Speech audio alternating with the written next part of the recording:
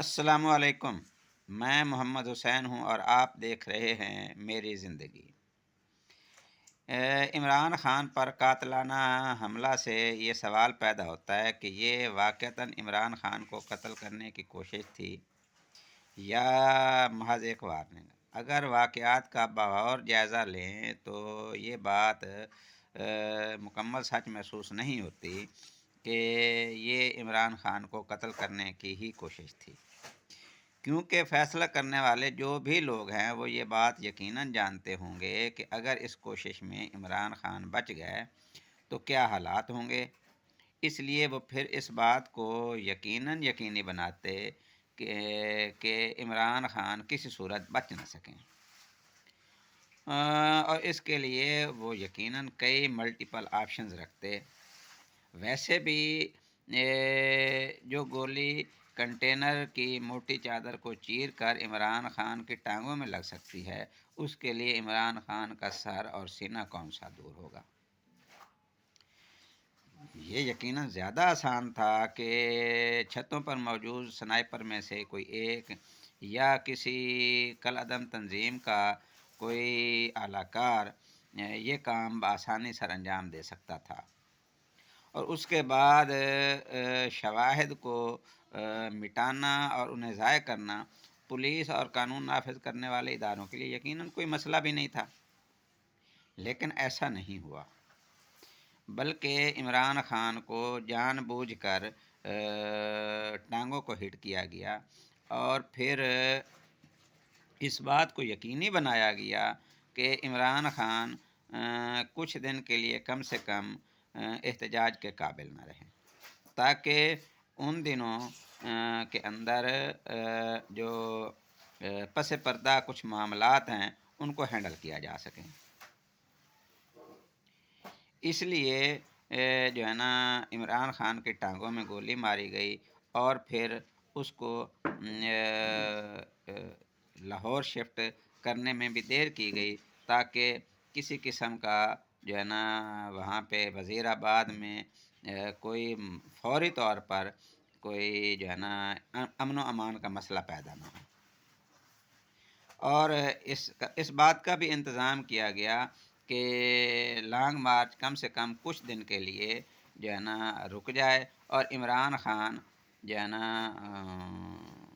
ہسپتال میں ہی کچھ دن آرام کرنے پر مجبور ہو جائیں۔ اور دوسری اس موضوع کے اوپر بات یہ ہے کہ اس سارے معاملے میں جنوبی پنجاب کہاں پہ کھڑا ہے۔ جنوبی پنجاب کی سیاسی اشرافیہ مخدوم، گیلانی، کھار، ٹیوانے اور دستی، قریشی، یہ سارے کہاں موجود ہیں۔ یہاں پہ نہ کوئی ایم این اے ہے نہ ایم پی ہے۔ پچھلے کئی دنوں سے لاہور، اسلام آباد، پنڈی، فیصل آباد اور بہت ساری جگہوں پہ مسلسل احتجاج ہو رہا ہے، اور اس احتجاج کا دائرہ کار مسلسل بڑھ رہا ہے۔ لیکن خانوال سے لے کر ڈیرہ غازی خان تک اور لیا سے لے کر صادق آباد تک پی ٹی آئی کی نے کوئی بھی احتجاج ابھی تک نہیں کیا، یا اگر کیا بھی ہے تو اتنا بڑا نہیں ہے کہ اس کو کسی طرح بھی ریکگنائز کیا جا سکے۔ اس کی کیا وجہ ہے؟ کیا یہ یہاں کے ہمارے ایم این ایز اور ایم پی ایز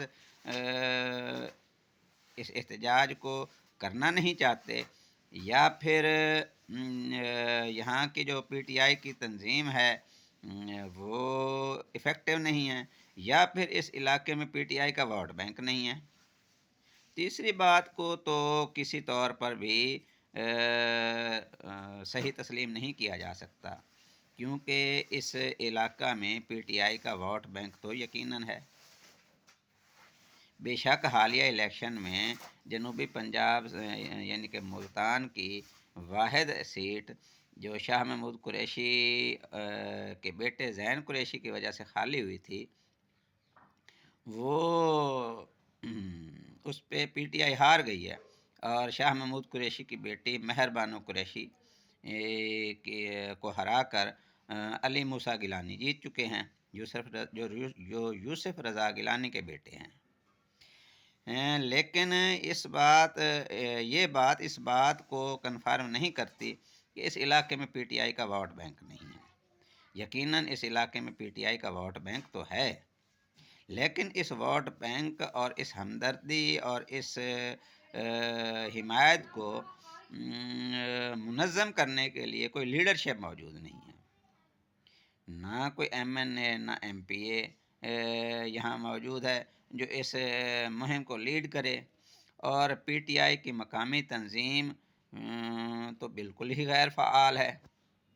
جس جگہ پہ میں موجود ہوں یہ خانوال کا ایک نواحی علاقہ ہے کبیر والا، یہاں کے ایم این اے اور ایم پی اے سید فخر امام اور میاں حسین جہانیہ اور خاور شاہ ان کو کافی عرصہ ہو گیا دیکھے ہوئے، اور وہ پبلک میٹنگز میں بھی بالکل نہیں آتے۔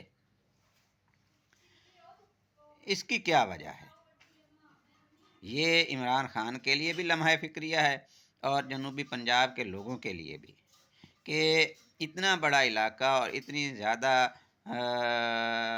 سیاسی اہمیت کے باوجود جنوبی پنجاب کے لوگ کسی بہتر پوزیشن پہ کیوں نہیں ہیں، اور یہاں پہ پی ٹی آئی کی تنظیم کیوں غیر فعال ہے؟